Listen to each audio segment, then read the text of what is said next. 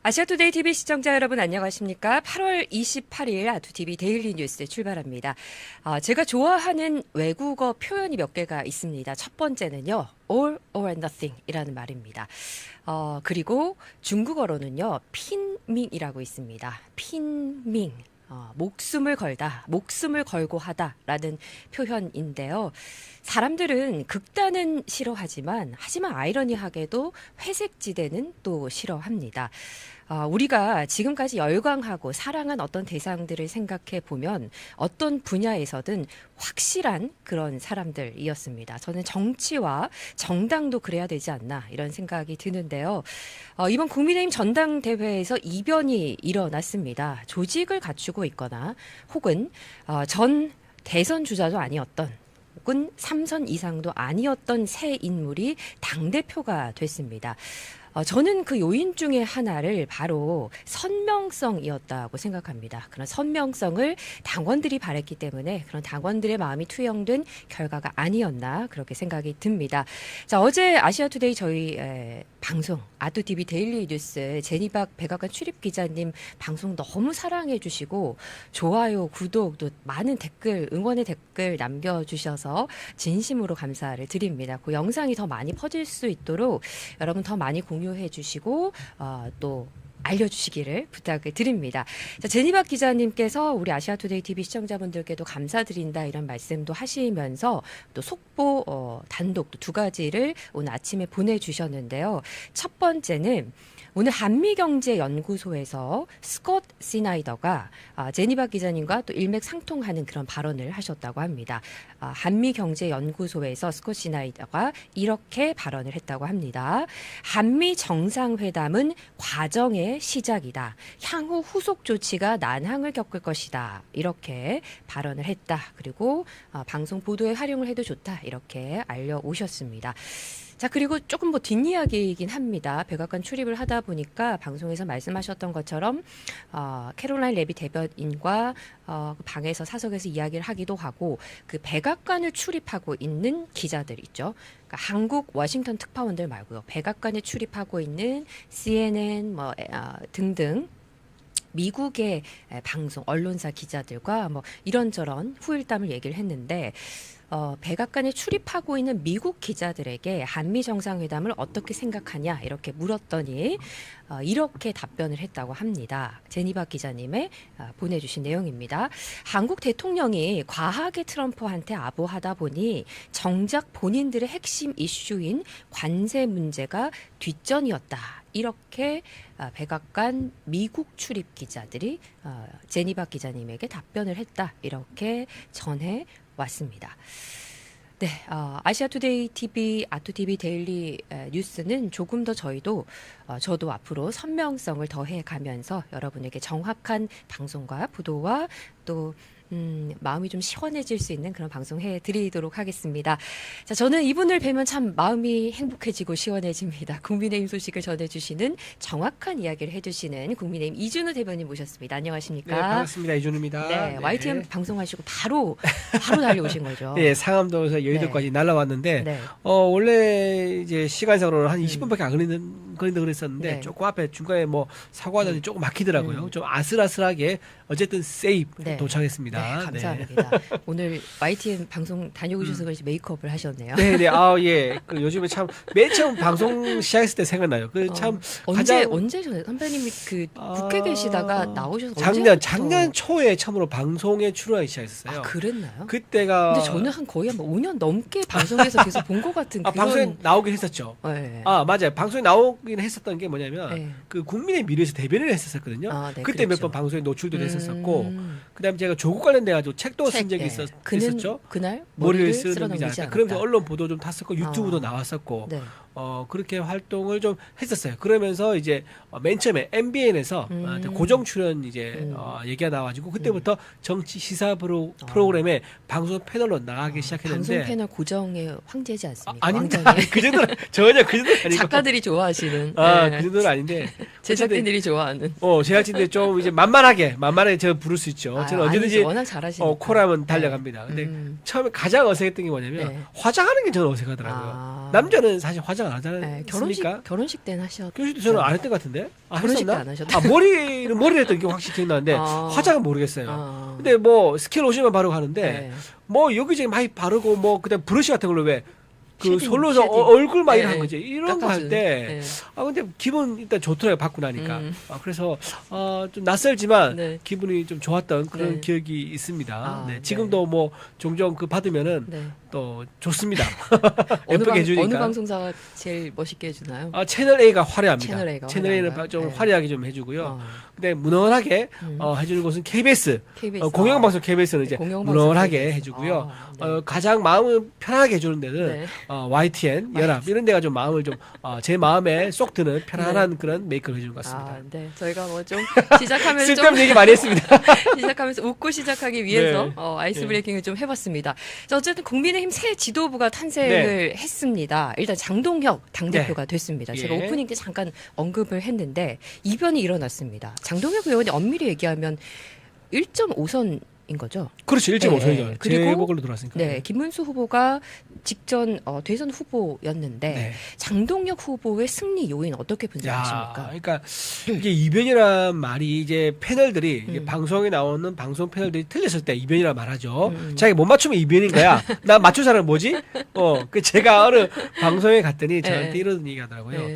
장동혁 후보가 당선될 거라고 네. 예측한 방송 패널은 네. 이준호 대변인이 처음이라는 아. 거예요. 그 정도로 상당수의 많은 시사 정치 전문가 또는 대변인 이렇게 계신 분들조차도 김문수 후보의 무난한 당선을 예측을 했다고 하더라고요. 네네. 근데 방금 말씀하신 네. 가장 큰 이유가 네. 대선 후보 직전에 대선 후보였기 때문에 대선 후보의 잔상이 많이 남아 있을 것이다라고 이제 많이 봤었던 거죠. 네, 네. 그런데 이제 그걸 뚫고 장동혁 후보가 당 대표가 됐으니까 사람들이 이변이라고 얘기하는데 저는 이변이라고 보지 않습니다. 그 내용을 차근차근 따져보면 네. 다 이유가 있어요. 아, 이유가 있었다. 네. 어떤 이유였나요? 첫 번째, 네, 첫 이분이 내추럴 본 리더십이 있습니다.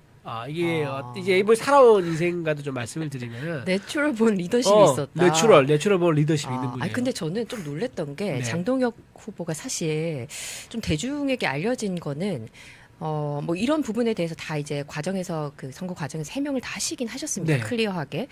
한동훈 그 팀에 있었잖아요. 그렇죠. 이제 그랬는데 그 이후에 지난 탄핵 정국을 거치면서 이분이 세이브 코리아 집회에 나오면서 발언을 하시는데 와, 이런 면이 있으셨나요? 그렇죠. 와, 그렇죠. 워딩이 굉장히 힘있고 선명하고 세다? 그렇죠.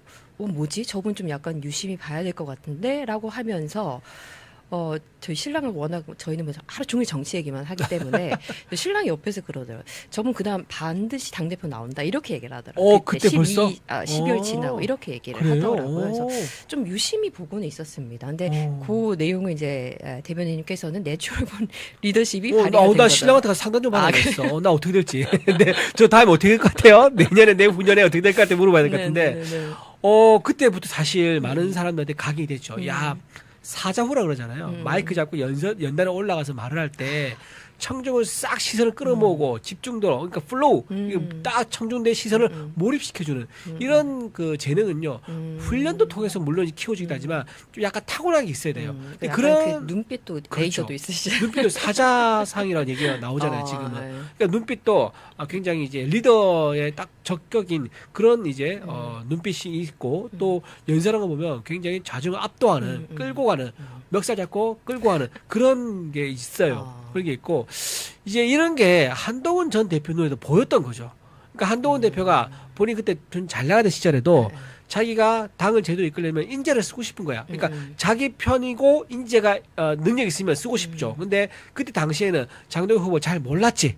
몰랐던 사람인 거고 장동혁 후보 본인이 몰랐던 거고 근데 한동훈 전 대표가 보기에도 이 능력이 탐이 났던 거예요.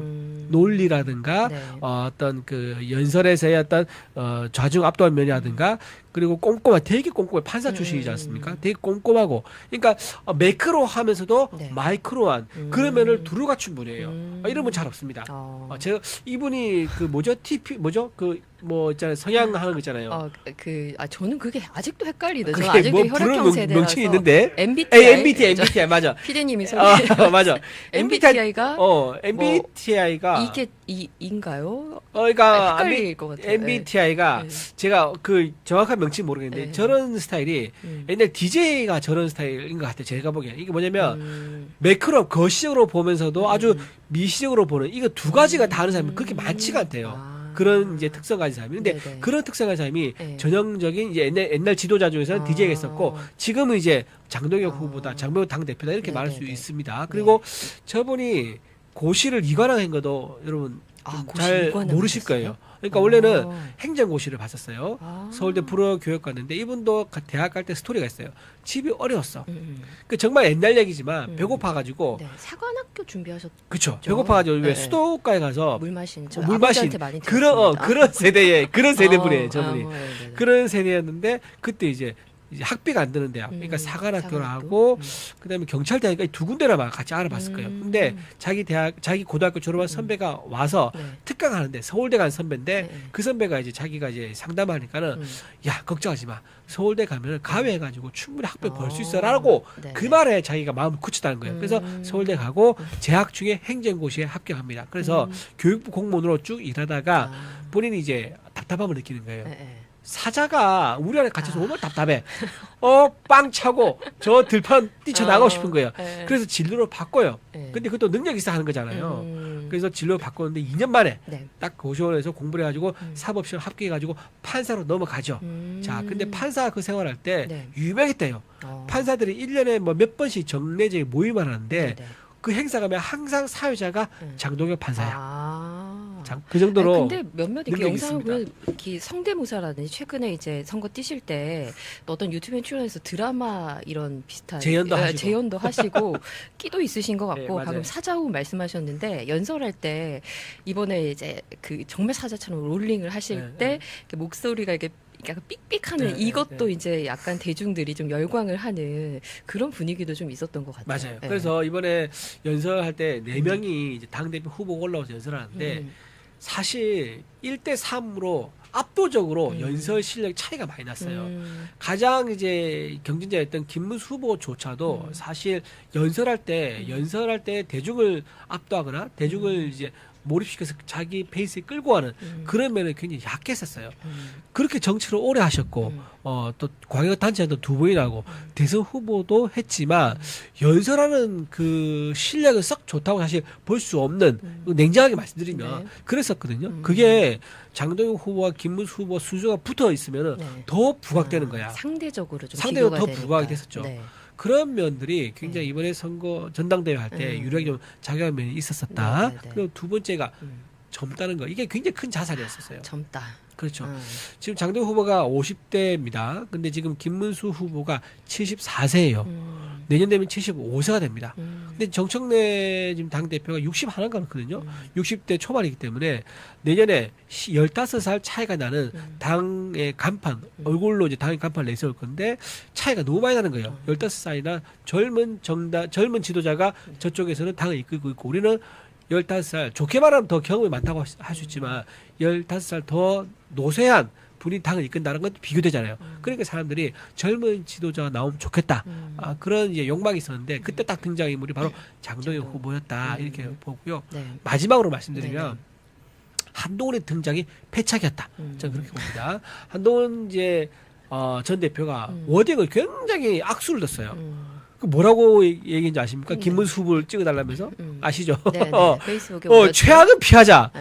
최악은 피하자라고 한 거예요. 그 자기는 계산한 거예요. 그러니까 장동혁이 최악이고 그 다음 악은 김문수이기 때문에 최악을 피하려면 그 다음 악을 찍으면 된다라고 논리적으로 설득을 하면 네, 그게 그렇게 될 하면 거라고 이제 본인의 표가 갈 이쪽으로 거라고 갈 거라고 생각한 생각한 거지. 거죠. 근데 많은 사람들이 네. 기본적으로 황당했던 겁니다. 자기가 선택하는데 최선을 선택하고 싶어하지 두 번째로 나쁜 악을 선택하고 싶은 사람 아무도 없습니다. 자기가 선택할 때는 소중한 한 표 아닙니까?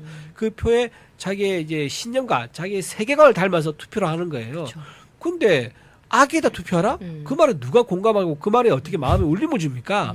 그러니까 투표율도 그렇게 높지가 않았던 거예요. 그래서 오히려 한동훈 대표의 등장이 저는 김문수 후보한테 좀 독이 됐다라고 생각하고 마지막 조금 더 살을 붙이면 김문수 후보의 이제 애매모호한 그러니까 전 직전에 누구 만나서 점심 먹었죠? 안철수 네. 그리고 한동훈 품겠다 이런 것들이 우리 당원들 입장에서는 좀 이제 선명하지 않은 거예요. 이분한테 맡겠다가 또 어떤 식으로 당의 어떤 혼란 또는 당원들의 바람을 담지 않고 자기 혼자 독고다이식으로 또 갈지 모르는 불안감이 있었던 것 같아. 그런 면에서는 네. 상대적으로 굉장히 장동혁 후보는 선명하고 안정적이고 호소력이 있죠. 이제 그런 부분들이 이번 장동혁 후보가 당 대표 되는데 결정적인 영향을 준 게 아닌가 싶습니다. 저 국민의힘 대변인다운 아주 미시적이고 거시적인 깔끔한 예. 세 가지 이유를 정리를 해주셨는데 저는 지난 주말에 금요일에 이제 전당대회 득표율 이제 쭉 발표가 나서 숫자를 이렇게 다 받아서 적어봤습니다. 물론 이제 발표가 다 났지만 이제 그러면 당 대표가 누가 될 것인가 이 후보들 뭐 김근식은 떨어졌지만 뭐 김근식이라든지 한동훈의 표가 갔을 후보들과 그다음에 한동훈 표가 가지 않았을 그 후보들 이렇게 숫자를 쭉 한번 예상을 해서 더해봤어요. 근데 제가 그때 이 숫자를 더해봤을 때 저의 이제 그냥 사견이었습니다. 장동혁 후보가 되겠구나라고 저는 조심스럽게 예측을 했는데 다들 뭐 김문수가 되지 않겠냐 뭐 이렇게 얘기를 해서 근데 어쨌든 현장의 분위기라든지 장동혁 후보가 장동혁 현재 이제 당대표께서 보여주신 현장에서의 그 대중을 압도했던 연설에 대한 현장에서 어떤 반응들이나 사람들의 반응들은 좀 정말 열광적이었다, 압도적이었다, 뭐 이런 생각이 들었습니다. 저는 그리고 또 한 가지 좀 주목을 하고 싶었던 것이 일반 레거시 미디어에서는 사실 국민의힘이나 일반 이제 보수 지지층에 대해서 극우몰이를 많이 하잖아요. 네. 근데 그 프레임을 참 많이 당했던 분이 김민수 후보인데 김민수 의외로 최고위원 중에 김민수 후보가 여론조사에서 1등을 했어요.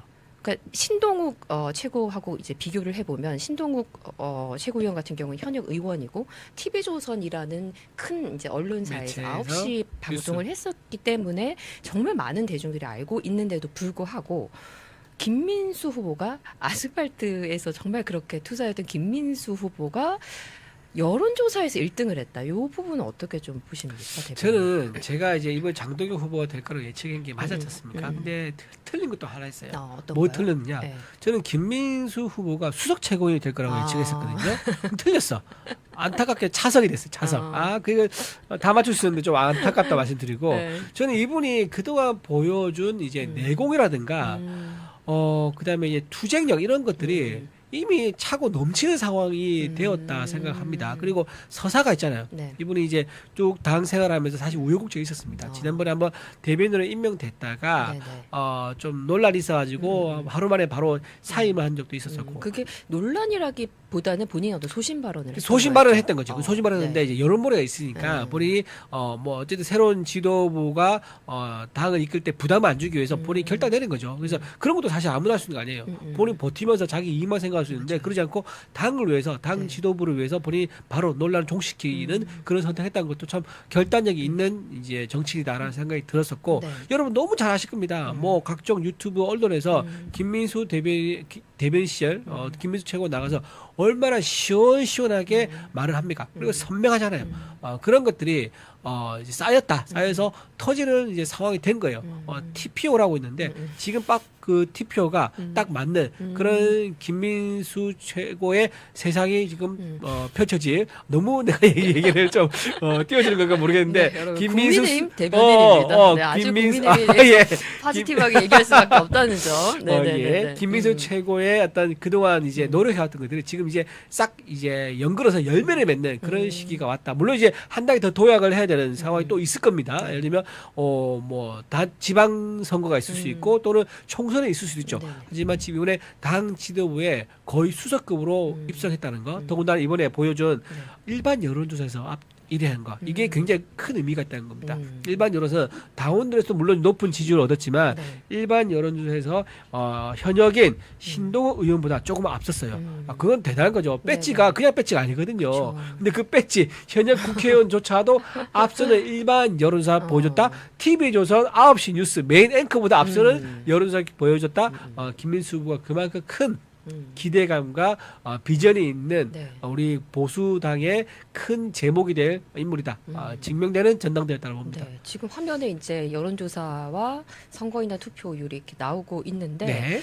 뭐 극우를 싫다, 극우는 안 된다 이렇게 얘기를 하면서도 선명한 메시지가 선명한 행보가 선명했던 김민수 최고위원에게 여론조사 득표율이 가장 높았다는 거를 확인을 할 수 있습니다. 자, 어쨌든 이렇게 이제 국민의힘 새 지도부가 그리고 또 네. 하나 저거 보면 좀 잠깐 말씀드릴 수 다시 있을까요? 볼까요? 저기 이제 데이터를 보면은 네. 청년 최고위 보면 박빙이었습니다. 손수조하고 우재주 있었는데 원래는 청년 최고 후보 4명이었어요. 그쵸. 근데 이제 단일화. 단일화하면서 한 명이 우재주, 한 명은 네. 손수조한테 갔었거든요. 네. 근데 손수조 후보가 정말 아슬아슬하게 졌어요. 그리고 손수조 후보 단일화한 그 청년이 전국 청년위원회를 그쵸. 이끌고 있는 박홍준 네, 씨라고 굉장히 아주 재능 있고 아주 능력 있는 사람인데 네. 그 사람의 지지를 얻었었어요. 그래서 손수조 후보가 당선될 수도 있겠다라고 생각을 했었습니다. 그런데 한동훈 대표가 이제 반격을 한 거예요. 뭐라고 했냐면 한동훈 전 대표가 우재주에 쓰는 그 단어가 있습니다. 상식 승리 이렇게 표현하는 단어가 SS 단어가 있는데 그 단어를 똑같이 썼어요. 똑같이 쓰면서 우재주한테 힘을 모아달라고 공개적으로 그 후보 지지한 사람은 우재주밖에 없었어요. 나머지 조경태는 아예 지지도 안 했었고 나머지 양양의 김근식은 애매모호하게 선뜻 나서지 않았었어요. 근데 유일하게 딱 한 명만 공개적으로 도와달라고 한 사람이 우재준이었거든요. 그래서 한동훈 표가 굉장히 많이 쏠렸을 거란 말이에요. 근데 그 최종 결과를 보면요. 네. 아주 깻잎 한 장 차이예요. 깻잎 한 장 그게 차이. 무슨 말이냐 이게. 네. 한동훈 전 대표의 힘이 네. 많이 빠지고 있는 거예요. 예전 같지가 않다. 네. 그리고 이 빠지는 속도는 시간이 흐를수록 좀 더 가속도가 붙을 가능성이 좀 높아 보인다. 그리고 이번에 결국은 우재준 후보와 양양자고 두 명밖에 못 돌았지 않습니까? 친한계라고 불렸던 사람이 네. 이제 그걸 통해서도 지금은 세대 교체의 바람이 불고 있다. 선명한 지도부를 원하는 당원들의 세대 교체 바람이 일어나고 있기 때문에 네. 한동훈 전 대표가 지금 뭐 전국을 돌면서 청년들 만나고 또 했는데 제가 보기엔 며칠 못 갈 것 같아요. 이거 한 일주일 정도 하다가 반응이 없거나 사람이 안 모이면 이거 계속 할 수가 없어요. 시간도 들고 비용도 드는 거라서 이거 계속 이끌어갈 수 없을 건데 네.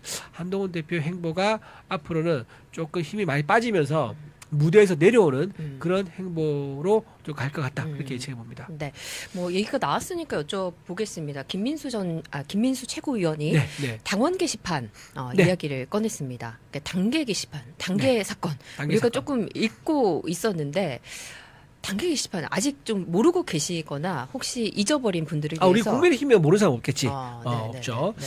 없는데 그 사건의 핵심은 본질은 이겁니다. 정당 민주주의를 훼손한 이것에 대해서 그냥 넘어갈 일이냐. 이거를 김민수 최고가 묻는 거예요. 네. 당원들에. 이거 그냥 넘어갈 수가 없는 거다.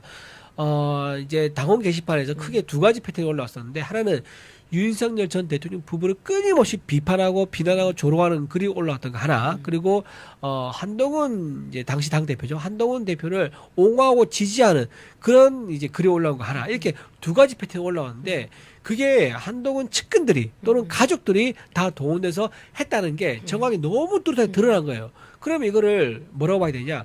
당원의 어떤 정당 내의 민주주의를 훼손하는 거. 민주주의는 어떻게 해서 만들어집니까? 여론을 통해서 공론장에서 만들어져 가지고 그걸 통해서 사람들이 결단을 하고 판단을 하면서 또는 이제 투표를 행사하면서 그렇게 가지 않습니까? 그러면 여론을 조작했다는 의미는 무슨 말이냐? 정당 민주주의를 훼손했다는 거다. 그리고 당원들의 소중한 한 표, 그러니까 전당대회에서 쓰여야 할 소중한 한 표가 왜곡됐다. 이렇게까지 볼 수 있는 거죠. 그렇기 때문에 그런적인 정당이 존재하는 그런적인 문제를 김민수 전 최고가 첫 일성으로 최고위원회에서 던진 거는 저는 잘했다고 봅니다. 네. 당원들과 여론이 이렇게 투표해 준 그 기대에 맞게끔 발언을 시작을 하는 것 같습니다. 저 사건이 그때 작년 12월에 윤리위에 윤리위에 넘겼는데 네. 저게 어떻게 됐나요? 무야무야 그냥 수레 못하는데 슬쩍 넘어가 버렸어요. 그래서 그때 누구였더라 윤리위원장이 어떤 분이 저거를 기각을 했을 거예요. 기각 작년 12월에 근데 나중에 기각되고 나서 몇 네. 개월 지난 후에 그게 보도가 됐어요. 알려지면서 나중에 누군가 샜겠죠. 그러니까 본인이 당 대표에서 물러나기 직전에 또는 직후에 야야 이거 나중에 문제가 됐을 거라고 본인도 두려웠던 것 같아요. 그러니까 이거는 오사마를 짓자, 그러니까 마무리 짓자고 하면서 죄송합니다.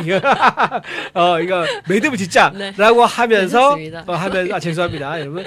매듭을 짓자고 하면서 이 문제를 좀 기각시키면서 이제 종결시켜버리는 그런 선택을 했었는데 저 문제는 그냥 넘어갈 수 없는 거죠. 정당 민주주의를 훼손했기 때문에 김민수 체계가 두 번 다시는 네. 여론 조작하는 그런 행태가 있어서는 안 된다. 그 문제를 잘 꺼내들었다. 저는 그런 겁니다. 네. 자, 이제 국민의힘 새 지도부가 꾸려지고 오늘 이제 두 번째 최고위원 회의가 있었습니다. 최고위원 회의 참석하시고 방송도 가신 건가요? 저요? 네. 최고위 회의가 방송이 있으면 못 가요. 방송이 없을 그때까지. 때는 가는데, 그래서 좀 제가 그때 네. 초창기에 대변되고 났을 때는 네. 방송이 조금 많지는 않았었거든요. 그때는 이제 좀 갔었어요. 네, 가서 네. 옆에 받아 쓰고 아. 또 뭐 대변인 넘긴다고 그랬는데 네, 네. 지금은 방송이 많아서 거의 못 가고 있습니다. 이제 그러실 것 같아서 제가 네. 오늘 국민의힘 최고위원 회의에서 있었던 지도부 발언들을 한번 좀 요약 정리를 해드리도록 하겠습니다. 자, 우선 장동혁 대표가 이렇게 시작을 했습니다. 장동혁 대표도 그렇고 김민수 최고도 그렇고 다들 선거 직후라 그런지 목이 많이 좀 이렇게 상해 계시더라고요. 그렇죠. 다들 그렇죠. 네, 이렇게 얘기했습니다. 정청래 대표께서 페이스북에 저에게 던진 질문을 쓰셨던데 우선 질문을 보고 빵 터졌습니다. 전당대회 거치면서 여러 가지로 피로가 쌓였는데 웃음을 주시고 피로를 풀게 해주셔서 감사드립니다. 라고 발언을 시작을 했는데 자, 정청래 더불어민주당 대표께서 페이스북에 메시지를 올렸습니다. 자, 어떤 내용인지 볼까요? 이렇게 올렸습니다. 정청래, 장동혁의 축하난, 정청래 선출 때 국힘도 보냈다는 노컷뉴스.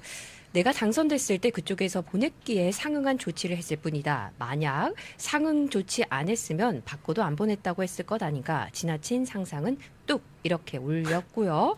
자, 그리고 또 그 전에 썼던 글이 또 있습니다. 국민의힘 대표에게 묻는다라는 글을 페이스북에 정청래 더불어민주당 대표께서 올렸습니다. 자, 어떤 내용이냐면요. 굉장히 긴 글입니다. 영국 의회를 파르러먼트라고 한다라고 쭉쭉쭉쭉 쓰시면서요. 정치는 말로 싸우는 말의 향연장이다 등등 5.18 민주화 항쟁, 민주화 운동 뭐 이런 얘기도 하시고 따지고 보면 윤석열은 비상계엄을 저질렀고 등등등. 자, 노상원 수첩에 대해서 언급을 하고요. 굉장히 좀 긴 글입니다. 근데 마지막에 이렇게 했습니다. 국민의힘에서 윤호개인을 주장하는 세력이 지도부에 뽑혔다. 아래 사항들을 묻겠다. 1. 윤석열이 돌아와 다시 당의 정진석 지주 역할이라도 하라는 것인가. 2. 윤석열에 대한 탄핵도 잘못이고 뭐 등등. 3. 노상원 수첩은 4. 저희 자료 화면을 제가 PD님께 보여드렸는데 이게 페이스북이라서 로그인을 안 하면 못 보아서 아마 지금 이제 뜹니다. 네, 이겁니다. 노상원 수첩에 찬성하는가 아주 긴 글을 이렇게 올렸습니다. 국민의힘 신임 당대표가 답해야 한다. 이렇게 정청래 대표께서 올렸고 자, 이 내용을 오늘 국민의힘 최고위원 회의에서 당대표께서 장동혁 당대표가 이렇게 답을 했습니다. 자, 어떻게 답을 했느냐.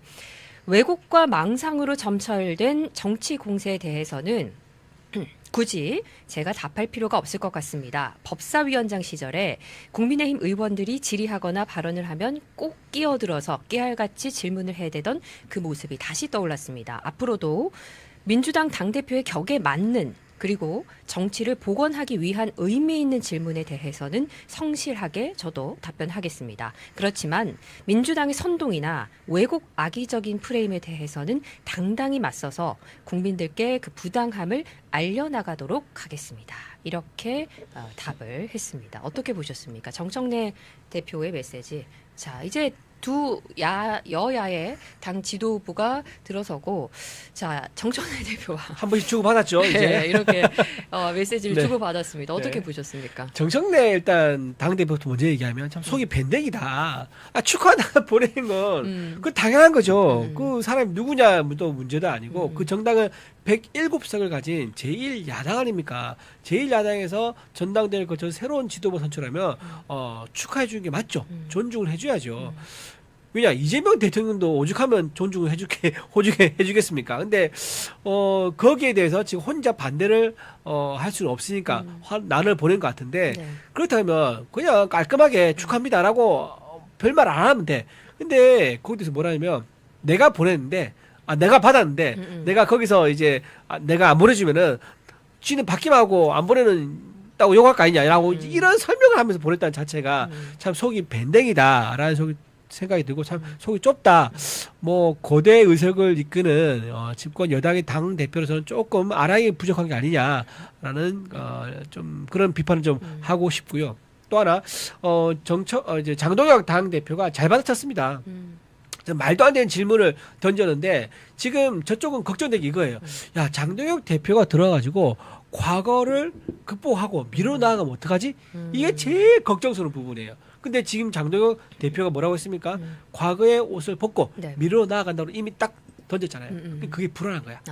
왜냐면 정청래 당대표 입장에서는 과거와 절연되면 안 돼. 계속 과거에 가둬놔야 돼. 가둬놔야지 내년에 지방선거도 손쉽게 이길 수 있고 지방선거에 유리한 구도가 만들어진단 말이에요. 그래서 과거와 결별하거나 또 과거를 극복하려는 이런 모습을 보이는 데서 지금 정청래 당 대표가 굉장히 애를 쓰면서 방해하고 있지만 아마 제가 보기엔 장동혁 후보가 전혀 흔들림 없이 과거를 극복하고 밀어나갈 가능성이 되게 높아 보인다. 네. 선명성 그리고 장동혁 후보가 가지고 있는 비전 이거를 좀 두려워서 저렇게 치졸한 짓을 한 게 아닌가 싶습니다. 네.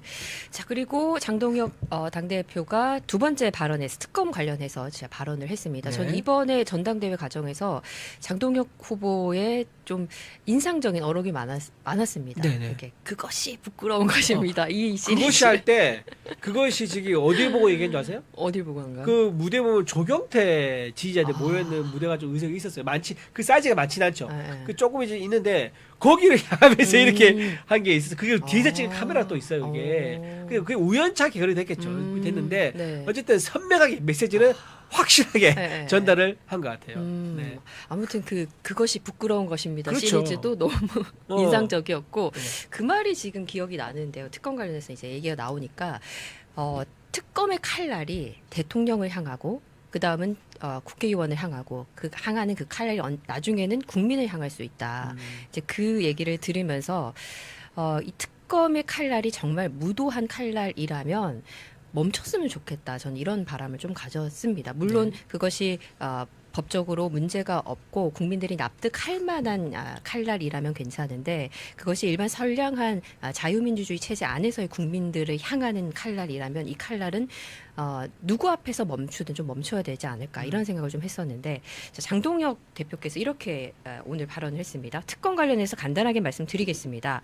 한덕수 전 총리에 대한 구속영장이 기각됐습니다. 지극히 당연한 결정이고 법원의 결정에 대해서 환영한다는 말씀을 드립니다. 특검이 시작된 지 많은 시간이 흘렀습니다. 충분한 증거 수집이 이루어졌을 겁니다. 그리고 특검이 출범하기 전에도 경찰이나 검찰의 수사는 계속 있어 왔습니다. 이 시점에 청구한 영장이 기각됐다고 하는 것은 특검이 얼마나 무리한 특검이고 정치 특검인지를 스스로 말해주는 것이라고 생각합니다. 그리고 특검이 우리 국민의힘 당원 명부에 대해서 다시 압수수색을 하겠다, 영장을 재청구하겠다는 입장을 밝혔습니다. 범죄 사실과 어떤 관련성도 찾지 못했기 때문에 집행을 하지 못했다는 점을 다시 한번 잘 생각해 보고 법원도 이제 재청구에 대해서 또다시 영장을 발부한다면 법원 스스로 사법부의기를 포기하는 것이라고 생각합니다. 이상입니다. 깔끔하게. 깔끔합니다. 끝냈습니다. 예. 말씀하시는데 군더더기가 없어요. 사족이 없죠. 네. 네. 자, 일단은 한덕수 전 총리에 대한 구속영장 기각이 됐습니다. 네. 생각보다 빨리 기각이 됐어요. 그렇죠. 이게 3시간 동안 심사를 했었고요. 결과는 이제 자정 넘어서 나올 거라고 다들 예상했었지만 오늘 10시 조금 넘어서 바로 결론이 나왔습니다. 그만큼 이게 사안이 아주 심플하고 간단했다는 거예요. 오래 생각할 거 없이 이건 기각이야.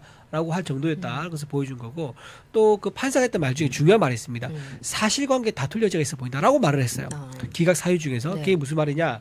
특검에서 사실관계를 구슬 깨듯이 자기들 원하는 대로 하나하나 깨고 있다는 거예요. 깨고 있는 것을 판사가 제동을 건 거죠. 그러니까 사실관계가 확정되고 특정되면은 네. 이렇게 판사가 그 말을 안 해요. 사실관계 다툴 여지가 있다 말을 안 해요. 근데 사실관계가 다툴 여지가 있다는 것은 사건을 꽤 맞추고 있다. 거기에 대한 이제 재판부의 시선이 좀 강조가 되고 있는 거고 또 하나 보면 이미 관련자 다 구속되어 있지 않습니까? 그리고 증거도 다 확보되어 있는 거고 또 지난 3월달에 헌법재판소에서 탄핵 했다가 이제 기각을 했었던 사유 중 하나가 계엄에 딱히 적극적으로 가담하지 않았다라고 얘기했단 말이에요. 근데 그렇게 판단이 이미 나왔음에도 불구하고 특검이 무리하게 한도수 전 총리 영장을 쳤다는 것은 무슨 말이냐? 한도수 전 총리를 엮고 나서 그 다음에 박성재 법무부 장관을 엮으려고 했을 겁니다. 그 다음에 추경호 원내대표 가고 그러면서 당 지도부 줄줄줄 엮으려고 했을 거예요. 그러니까 그 첫 그림이 이제 못 그리게 된 거죠. 그래서 그런 그림을 그리는 차원에서 해야 되기 때문에 한도수 전 총리를 안 넣을 수가 없는 거죠. 그래서 아까 말씀드린 재판부가 말한 것처럼 사실관계를 자기들이 유리하게 구슬 깨어 넣듯이 깨워 맞추다가 이제 무리를 했기 때문에 깨워 맞추기 위해서 무리를 했기 때문에 당연하게 기각 영장이 나올 수밖에 없었다 저는 봅니다. 네. 자, 어쨌든 거대 여당이고 거대 야소입니다. 그렇죠? 네. 그리고 입법행정사법부를 봤을 때 상권 분립이 제대로 되고 있나 이런 질문을 던질 수밖에 없는 그런 근데 이것 좀 하나 좀 상황인데. 저 말씀 좀 네네. 드려도 될까 모르겠는데 트럼프 대통령이 왜 숙청이냐 혁명이냐 그 얘기했잖아요. 이게 굉장히 이 굉장히 임팩트가 있는 것 같아요. 안 그래. 예, 요 얘기를 하고 가야 되겠습니다. 좋습니다. 그러니까 이게 뭐 굳이 저는 뭐 제 방송에서 몇 번 말씀드렸는데 추측을 하거나 제 마음대로 해석하는 건 싫어한다. 하지만 뭐 사실관계는 이제 말씀을 드리면서 논평에 대해서는 저희 패널 분들에게 좀 이렇게 돌려드리긴 하는데 뭐 저도 이제 그게 떴을 때 사실 그 내용을 새벽에 속보로 뜨기도 했고 누구한테 제일 먼저 받았냐면 존 밀스 전 대령님 현재 미국 국무부 부차관보이십니다. 근데 이분이 국무부를 들어가셨다는 내용을 저는 양방향에서 다 일단 팩트 체크를 한 거고 본인께도 직접 여쭤봤었고 그리고 백악관 출입 기자를 통해서 국무부 대변인, 국무부 직원들에게 메일을 통해서 이제 내용을 확인을 받은 내용입니다. 근데 존 밀스 국무부 부차관보께서 시그널 메시지로 이제 그걸 보내오신 거예요. 그래서 제가 잠을 못 자가지고 브라보를 이제 날리면서 뭐 그냥 이제 뭐 I do trust President Donald J. Trump 뭐 이렇게 뭐 이런 메시지를 남겼습니다. 거기에 일단 말씀하셨던 숙청, 혁명 Purge. 있었고 여기 나오네요. 네, Purge or Revolution 있습니다. 이렇게 나와. What's going on in South Korea? 이게 도대체 한국에서 무슨 일이 나오는 거야? 네. 이게 말이 돼? 그러면서 네. 숙청이냐 혁명이냐? 우리는 그것을 그렇게 한다면 우리는 사업을 같이 할 수 없다. 그러면서 오늘 백악관에서 대통령 만난다.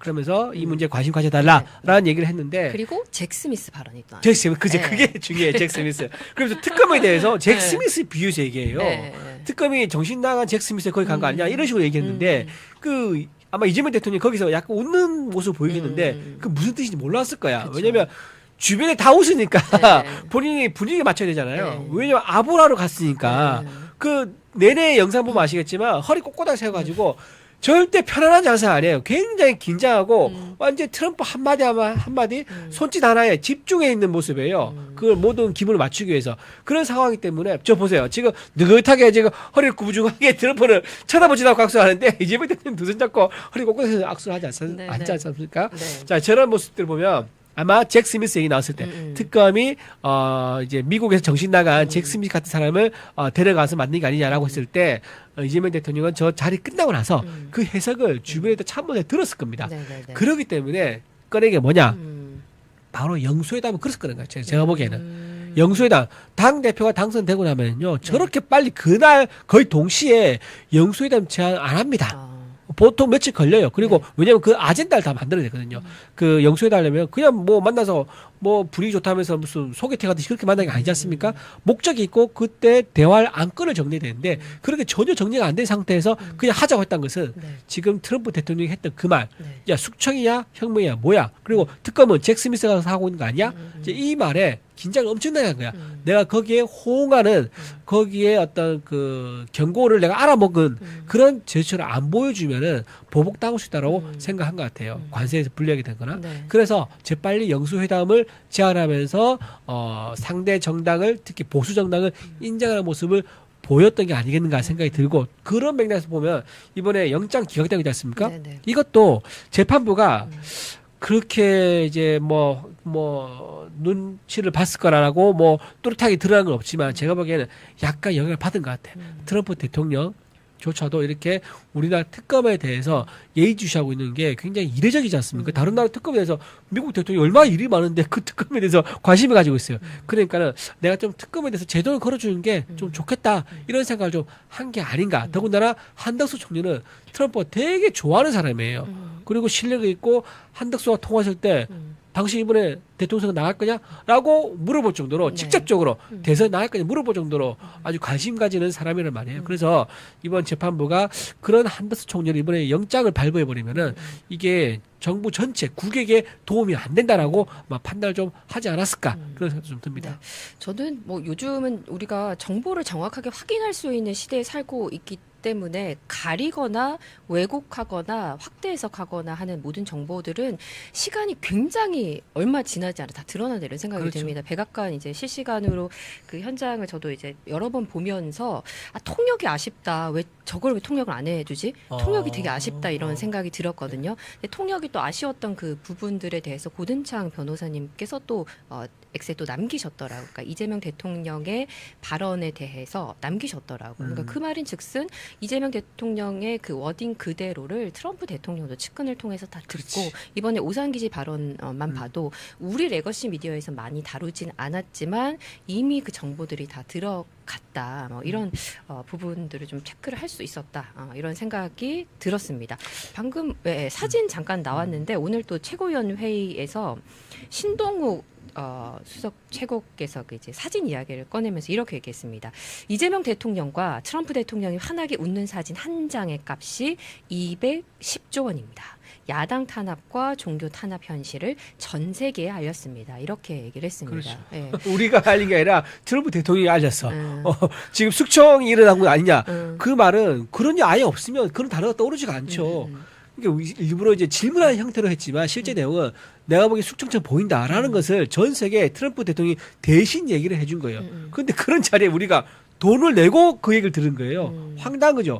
원래 3,500억 불 정도만 대미 투자하기로 했었는데 이번에 가서 그걸 확장하거나 그걸 줄이는 게 아니라 네. 오히려 1,500억 불을 더 주기로 하면서 그런 얘기를 들었단 말이에요. 이런 망신살 뻗치는 이런 회담이 이런 회담에 대해서 민주당에서는 뭐 잘했다, 뭐 그리고 잘한 거를 배가 아파서 시기질투하기 때문에 폄훼한다라고 오늘 정책위 의장 한정의 정책위 의장이 얘기하는데 정말 참 이렇게 뻔뻔할 수가 없다. 그리고 상황 파악을 못해도 이렇게 상황 파악을 못할 수가 있느냐라는 생각이 들 정도입니다. 네. 자, 국민의힘과 또 여야에 관련해서 몇 가지 좀 질문 더 드려보도록 하겠습니다. 위헌 정당 해산 심판을 여당에서 할 것이다. 뭐 이런 추측들. 이 부분에 대해서는 어떻게 좀 이거 예측을 하고 못합니다. 계십니까? 못합니다. 못한다.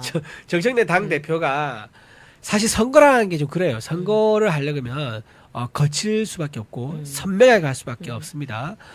지금 그거는 이번에 정청래가 정청래 당 대표가 됐던 전당대회도 마찬가지고 그리고 국민의힘 전당대회 장동영 후보가 당선됐던 전당대회도 마찬가지고 양쪽 다 당 대표들이 선거를 치르게 되면 자기 표를 결집하는 거에 몰입할 수밖에 없기 때문에 선명하고 거치게 가야 되죠. 그러면 자기를 지지해주는 사람들이 듣기 좋은 말을 해야 돼요. 그게 뭐냐? 국민의힘을 내가 아예 없애버리겠다라고 선거용으로 던진 말이에요. 근데 그게 실제로 진행이 되려면 엄청나게 복잡한 과정이 있습니다. 당연히 근거도 있어야 되지만 또 이게 이제 국무회의 열어가지고 거기서 의결도 해야 돼요. 그러니까 국무총리가 의결도 해야 됩니다. 그래야지만 또 넘어갈 수 있는 거예요. 그러니까는 뭐 정책들은 이제 자기 선거운동 하기 위해서 뭐라 했냐면 그러면 그 국무회의 거치지 않고 국회에서 그냥 땅땅땅 해가지고 헌재에 넘기는 그런 입법 하겠다라고까지 말을 하면서 뭔가 구체적으로 할 것처럼 했지만 할 수가 없는 게 이재명 대통령이 지금 뭐라고 합니까? 야당과 협치하겠다고 했잖아요. 네. 그리고 영수회담도 미국에 오자마자 얘기를 했단 말이에요. 그래서 지금 이재명 대통령이 야당을 인정하고 존중하고 있는데 집권당이 여당에서 그 야당을 없애버리겠다? 해산시키겠다? 그렇게 하는 거는 불가능하고 만약 그렇게 했다 그러면 그건 당정 갈등이 되는 거예요. 이재명 대통령 입장에서는 내가 지금 파트너인 야당과 함께 같이 일을 해서 국정을 이끌겠다고 하는데 집권당에서 방해를 하고 있는 거 아닙니까? 그러면 당정 갈등인 거고 그러면 대통령 입장에서는 차기 대선을 노리는 정청래가 벌써 나와 차별화를 하려고 하는구나 라고밖에 볼 수 없는 거예요. 그러면 이제 또 하나 사단이 나겠죠. 그래서 그런 것을 정청래 당대표가 이렇게 일찍 하지는 않을 것이다. 그리고 실제 그렇게 실현될 가능성도 매우 낮다. 거의 현실성이 없다. 저는 그래 봅니다. 현실성이 좀 부족하다 이런 말씀해 주셨고 자, 어쨌든 구속영장이 특검 관련해서 구속영장이 한덕수 전 총리에 대한 구속영장 기각이 됐는데 국민의힘 의원들을 향한 특검의 수사가 또 진행이 되고 있습니다. 의원들을 향한 이 특검 수사는 어떻게 좀 진행이 될 거라고 예상하십니까? 저는 일단 한번 꼬꾸라졌다. 안덕수 전 총리가 이제 구속이 되면은 의원들까지 아주 빠른 속도로 치고 올 거라 생각했는데 일단 브레이크 걸렸거든요. 그리고 미국에 가서 지금 이재명 대통령이 지금 따기를 맞고 왔지 않습니까? 정치 보복할 거야? 계속 내가 보고 있어. 이런 메시지를 받고 왔기 때문에 특검에서 이재명 대통령 눈치를 볼 겁니다. 이렇게 밀어붙여서 정말 보수 정당에 있는 국회의원들을 정말 줄줄이 엮어서 잡아넣는 그런 행태를 보인다 그러면 아마 한미 동맹 외교적인 문제도 있을 뿐만 아니라 또 이재명 대통령이 본인은 이제 성군이 되고 참 이런 말이 그렇지만 본인이 성군이 되고 싶어하는 욕망이 있어요. 그렇기 때문에 성군으로 가는 게도 걸림도 될 수 있는 거죠. 그렇기 때문에 성군이라는 단어 참 오랜만에 들어봅니다. 참 쓰고 싶지 않은 말도 안 되는 얘기지만 어쨌든 그렇기 때문에 국민의힘 의원들 줄줄 엮어 넣으려고 시도를 하겠지만 그게 실제로 되기 어렵다. 다만 이제 제가 보기에는 추경호 의원까지는 엮어가 좀 있는 것 같아요. 추경호 의원이 원내대표 시절에 그때 왜 그 회의 장소, 그러니까 소집 장소를 당사로 했느냐, 또는 이제 제2 본회의장 있거든요. 의총장인데 본회의장 바로 맞은편에 있는 거기로 할 것이냐, 이렇게 막 좀 재면서 고의로 이제 그 투표하는 것을 지연시켰다라는 게 이제 민주당의 주장입니다. 근데 그 주장을 헌법 이제 이겁니다. 그 비상계엄 안건이 올라오면은 이거를 반드시 안건에 의무적으로 참여해야 되는 것은 어디에도 없어요. 그 안건에 대한 참여는 투표에 대한 권리인 거지 투표의 의무가 아니거든요. 그렇기 때문에 거기에 참여하지 않았다고 해서 어떤 범죄가 되는 이런 건 사실 법을 좀 아시는 분들이라면 이게 죄가 되지 않는 걸 알 거예요. 아는데 이제 아까 말씀드렸던 사전에 무슨 비상계엄 선포할 걸 알았느냐 등등으로 엮어가지고 마치 내란 혐의에 사전에 모의했었다.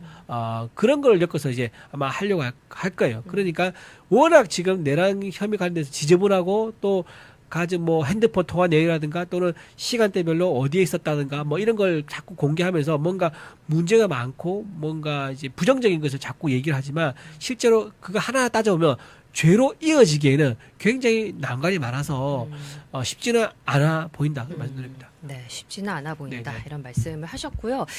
좀 전에 저희가 그 트럼프 대통령의 SNS 내용 잠깐 보여드렸는데 어제 전화 연결로 했던 그 제니박 기자님께서 트럼프 대통령과 이재명 대통령이 백악관에서 만나는 그 장면, 그 현장에서 이제 질문을 하는 그 영상을 어제 보여드렸죠. 저희가 실시간 라이브로 보여드렸던 그 영상에는 기술적인 문제로 소리가 안 들어갔습니다. 근데 저희가 이제 재방송으로 올린 영상에는 그게 소리가 들어갔는데요. 어떤 내용이었냐면 트럼프 대통령에게 제니박 백악관 출입 기자께서 질문을 한 겁니다.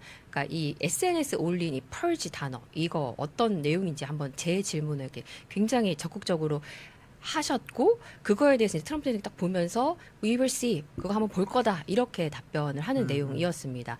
자 그리고 이번에 그러니까 트럼프 대통령이 올린 내용에 대해서 대통령실 강효정 대변인의 처음 브리프 그 답변이 뭐 요즘 페이크 뉴스도 많고 해서 한번 알아보겠다 이렇게 얘기를 했거든요. 근데 미국의 대통령이 공식 본인의 SNS에 올린 내용입니다. 근데 뭐 페이크 뉴스도 많고 해서 알아보겠다라는 이 발언이 저는 조금 의아했었고요. 어제도 보여드렸듯이 말고 말틴 백악관 특별보좌관 겸 커뮤니케이션 디렉터, 그러니까 우리나라로 치면 이제 거의 대변인들이 하는 역할을 하는 겁니다. 그분이 요거죠. 여기에 이렇게 올렸었어요. 이 사진 이제 본인이 찍어서 본인 SNS에 올리시고 We call them the fake news라고 올렸습니다. 근데 저는 사실 뭐 이거를 해석은 안 하겠습니다. 근데 그 페이크 뉴스라고 이렇게 올린 게 이모지도 보시면 웃는 이모지는 아닙니다. 좀 약간 우픈 이미지죠. 그런 이미지를 올렸습니다. 그래서 미국 대통령과 미국의 어떤 공식적인 입장이나 공식 SNS에 올린 내용이 이것이 만약에 진짜 뭐 실수였고 잘못 알았고 농담이었으면 트럼프 대통령이 내용을 지우거나 내가 잘못 알았다는 또 공식 한번 입장을 SNS에 밝히겠죠. 근데 그런 내용이 없었다는 점 다시 한번 더 좀 말씀을 팩트를 전해드리는 겁니다. 자, 국민의힘이 이제 새롭게 출발을 했습니다. 대변인님은 앞으로 어떤 대변인직을 수행하실 예정이십니까? 예. 일단 장동영 후보가 이제 새로운 당 대표가 됐기 때문에 당을 잘 이끌 수 있도록 특히 선명한 야당, 그러니까 무도한 정청래 당 대표와 싸울 수 있도록 저도 이제 몸이 으스러져라 던질 준비를 좀 더 다지게 되고요. 네. 그다음에 지금 인사가 많이 있을 거예요. 지금 인사를 하실 건데 이미 말을 한번 했습니다. 기계적인 당평 인사 안 하겠다. 그러니까 자기를 도와준 사람들 몫을 뭐 배분해 가지고 어디 앉힌다 이런 게 안 하겠다라고 했는데 그 말의 의미는 뭐냐면 철저하게 능력 위주로 그리고 신뢰할 수 있는 사람의 능력 위주로 하겠다. 즉 투사이고 이제 전투력이 있는 사람 위주로 인사를 하겠다. 그 같아요. 그래서 우리가 지금 정말 어려운 상황 아닙니까? 대통령 자리도 뺏겼고, 저쪽은 이제, 우리는 뭐 강탈당한 강탈당한 다름없다 생각하는데, 그런 상황에서 의석수는 지금 앞으로 남은 몇 년 동안은 변하지가 않습니다. 이런 열악한 상황에서 싸울 수 있는 방법은 단일 대우밖에 없다. 이런 거 좀 비유를 좀 해볼게요. 우리나라 야구 있지 않습니까? 네. 일본 야구하고 비교하면은, 일본 야구 인구가 훨씬 많은 거 아세요? 일본 야구가 우리나라 야구 아마추어 팀을 비교를 하면 거의 100배 수준이래요. 일본 야구 엄청 많아요. 근데 월드 시리즈 가잖아요. 네. 그러면 한국이 일본 이기는 거 아세요? 그러니까 이게 정말 그게 이제 중요한 이제 시사한 바가 큰 겁니다. 그러니까 단순히 쪽수가 많다라고 해서 승패를 예단할 수 있는 건 아니다. 우리가 얼마나 단일 대우를 이뤄가지고 선명성을 가지고 치열하게 싸우느냐 따라가지고 얼마든지 우리가 우리 역할을 할 수 있고 보수를 제거할 수 있고 또 정권도 찾아올 수 있다라는 말씀을 다시 한번 드립니다. 네, 자, 몸이 으스러지게 일하겠다라고 말씀하신 국민의힘 이준우 대변인님이었고요. 여의도에서 가끔 이렇게 지나가다 참 선배님 자주 마주칩니다. 네. 그러면 식사를 하시고 또 빵을 좋아하셔서 빵을 드시더라고요. 빵이 아니고 거기서 주로 이제 제가 빵을 좀 줄이거든요. 탄수화물 줄여가지고 빵이 아니라 아보카도 있습니다. 아보카도 커피가 거기 있어요. 아보카도 우리 만나는 장소가 거기에 항상 보면 제가 녹색 차를 녹색 뭐 마시고 있을 거예요. 그게 아보카도에다 샷 추가한 게 있어요. 그게 저는 좋아서 그 빵집이지만 아보카도 커피를 마신다는 거 말씀드립니다. 네. 여의도나 상암에서 열심히 활동하고 방송하고 계시는 이준우 대변인을 보신다면 여러분 빵이 아니라 아보카도를 한번 주시면 같이 좋겠다. 이런 말씀을 좀 드리면서 응원을 드리기 위해서 말씀했습니다. 오늘 실시간 댓글 정말 많이 남겨주셨는데요. 감사드립니다. 제가 다 읽어드릴 수 없을 정도로 시흥농부님이 장동연님 됐다고 해서 이제 들어왔어요. 반갑습니다. 뭐 응원의 말씀도 올려주셨고요. 내부 총질 조경태 안철수 삭제해야 된다 이런 댓글도 있으시고요. 응원 많이 해주셔서 감사를 장동혁 드립니다. 이제 대표가 참 탁월한 그 아까 내추럴볼 리더십 있다고 그랬잖아요. 그게 지금 1.5선, 그러니까 1.5선이라니까 좀 연차가 된 것처럼 보이지만 실제 따지면요 3년밖에 안 되는 거 아세요? 정치에 입봉한 지 3년밖에 안 된 분이에요. 그런가요? 그게 엄청 빠른 거예요. 3년밖에 안 되니까 처음에 이제 데뷔했을 때 보궐로 들어왔지 않습니까? 그때 발탁이 된 게 한동훈 대표한테 발탁해서 사무총장을 해요. 그때부터 당 지도부 생활을 한 거죠. 그러니까 초선인데 그것도 0.5로 들어와서 당 지도부 생활을 합니다. 그리고 그 다음 2년차 때 전당대회에 나가서 수석 최고위원을 했었어요. 그리고 3년차 때 당 대표가 된 거예요. 야, 이런 역량을 가진 분이 정말 드뭅니다. 굉장히 타고난 노력도 있지만 타고난 어떤 지도자를 우리가 발굴해내는 게 아닌가라는 생각이 들기 때문에 좀 많이 기대해주고 응원해주고 힘을 좀 모아주면 좋겠다 말씀드립니다. 네. 자, 오늘 아시아투데이 TV 데일리 뉴스는 국민의힘 이준우 대변인과 함께 최근 정치 이슈에 대해서 대담 나눠봤습니다. 벌써 시간이 11시 55분입니다. 예, 여러분 점심 식사 맛있게 하시고요. 저희는 함께 인사드리겠습니다. 시청해주셔서 고맙습니다. 고맙습니다. 고맙습니다.